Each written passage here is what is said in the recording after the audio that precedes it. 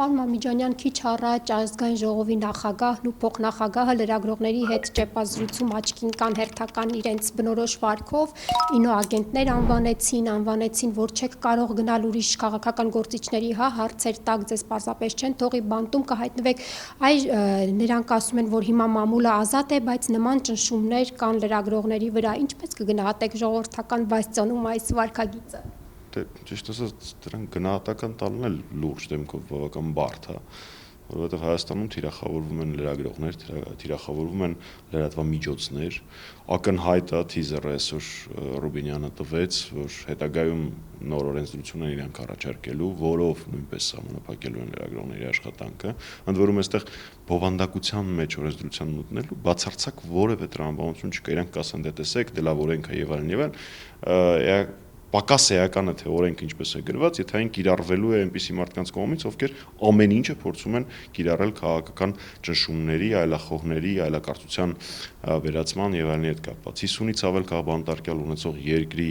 ազգային ժողովի նախագահի աթոռը զբաղեցնող անձը այդպես խոսելու եւ հոխորտալու իրավունք չունի։ Էլ չեմ ասում են թիրախավորումները, որոնք կին լրագրողներն են, որոնց կին լրագրողներն են արժանացել ԿՊ-ական այս կամ այն պաշտոնյաների կողմից։ Շարքը երկար կարելի է շարունակել։ Լավագույն ամենաթարմ օրինակներից մեկը եղել է թերևս Վազգենի եւ Նարեկի անտիֆեյք լրատվական ծառայության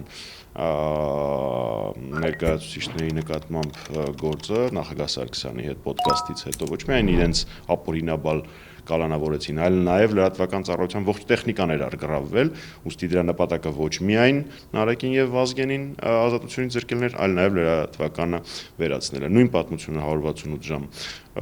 լրատվական ծառայության հետեւ հայտնի եւ տասնամյակներ Հայաստանում աշխատած լրատվական գործակալությունը թերթ է, որին հիմա փորձում են